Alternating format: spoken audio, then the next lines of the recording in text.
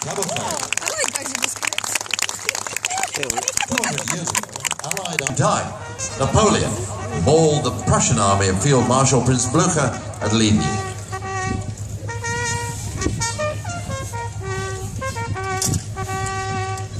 After these clashes, the Prussians withdrew and the Duke of Wellington fell back in step with them to a ridge just south of the village of Waterloo, 9 miles from Brussels. He'd chosen the place a year earlier and decided he would face Napoleon there. It had rained heavily all night, so Napoleon did not start the battle until lunchtime to give the ground a chance to dry.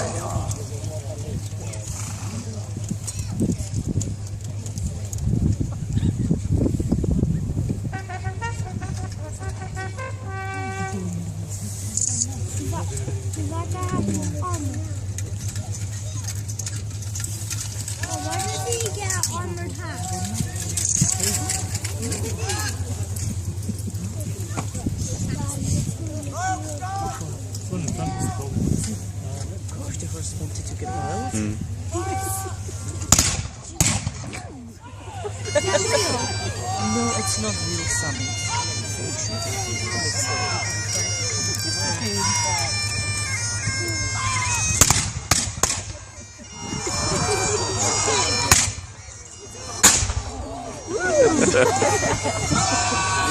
That's your fence. They're dirty Frenchies. That's it. The French cannonballs were less effective than usual because they couldn't bounce off the wet ground, and the British brother Jerome spent the day unsuccessfully attacking the chateau of Hougoumont, defended valiantly by Coldstream and Scots guards, while the Emperor hurled huge infantry forces against the Allied line.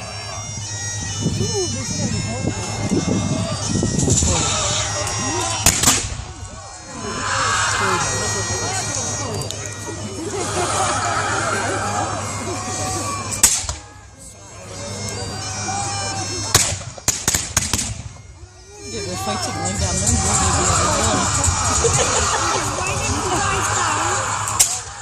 it's just pretending. Remember, it's pretending. It's real. They're just pretending. The Royal North British Dragoons, later named the Scots Greys, along with the Gordon Highlanders, drove them back, and during their advance, the regiment's fencing master, Sergeant Charles Ewart, fought off 3 defenders to capture the Eagle of the French 45th Infantry Regiment.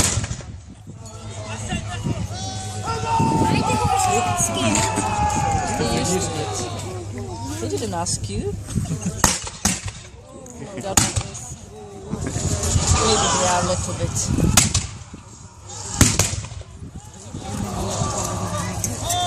The Eagle was carried triumphantly to the rear, and then to Brussels and on to London. And later in the day, the 79th Cameron Highlanders found themselves subjected to massive French cavalry charges, and like the Gordon Highlanders, were forced to form squares, an all-round defensive formation that infantry adopted against charging cavalry at that time.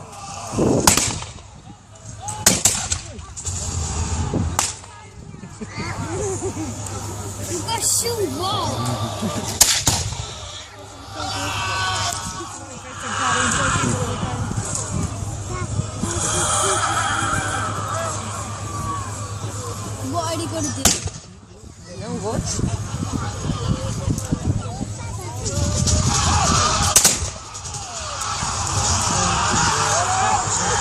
He tried to shoot it and then watch for the basket.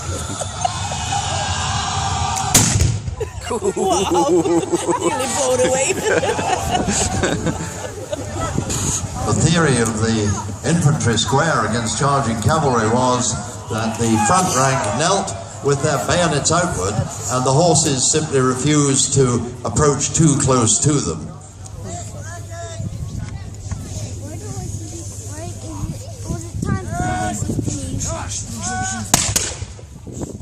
But even so, the sight of horsemen, the French cavalry charging the squares, left quite an impression on the soldiers, and as the 79th reeled under the French pressure, Piper Kenneth Mackay of the Grenadier Company, who hailed from Tongue in Sutherland, boldly and deliberately stepped outside his comrades and marched around the outside of the 79th Square, playing the famous pibroch, Coganaseath, War or Peace, the gathering of the clans, to stiffen their resistance.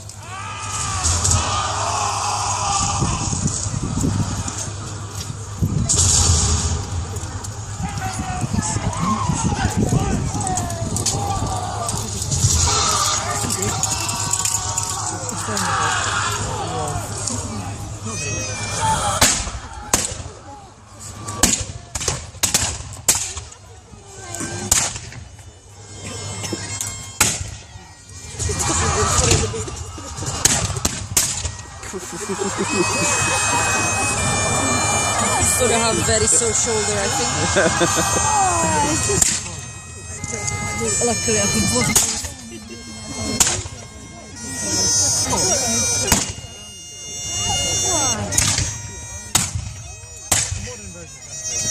Piper Mackay's song "For Under Fire" seemed to inspire his comrades and the entire battalion. His devotion to the warlike music of the pipes, played in these most appropriate circumstances, caught the public's imagination, and his act of individual bravery became famous after the battle. King George III was so inspired by the event that he personally presented Mackay with a specially made set of silver-mounted pipes. This was effectively an equivalent of the Victoria Cross, which of course wasn't instituted until 1856. While the 79th were stationed in Paris after the battle, the Tsar of Russia specifically asked to hear Piper Mackay playing again the now famous pibroch. It's really hard to do that. After the French cavalry charge, the Duke of Wellington carefully placed his troops out of sight behind the ridge of Mont Saint-Jean. So when Napoleon threw his undefeated Imperial Guard into the fight, they were surprised by the British infantry, broke and ran, pursued by British and Prussian troops.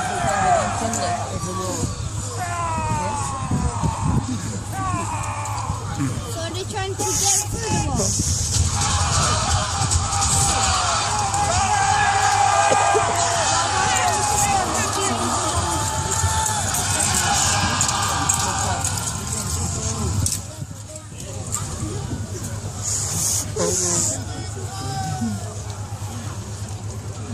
Cannon again.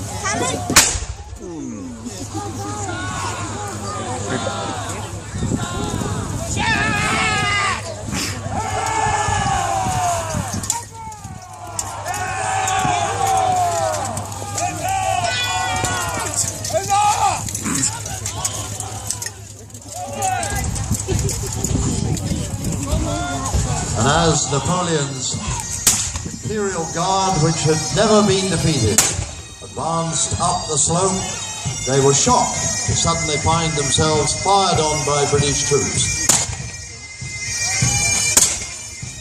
The defeat ended Napoleon Bonaparte's reign as emperor.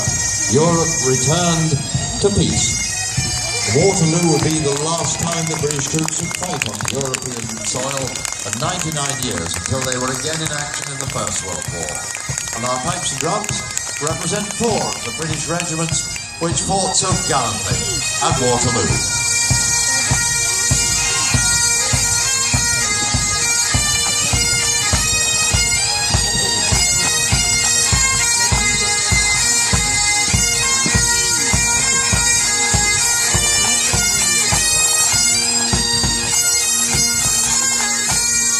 And our thanks go to Kirsty McWilliams of Riders of the Storm, who took the role of Sam Ewan, and Pipe Major Martin MacDonald, the senior Pipe Major in the British Army, who hails from Affnavash, and who played the role of Piper Kenneth Mackay, and Alan Larson as the Duke of Wellington.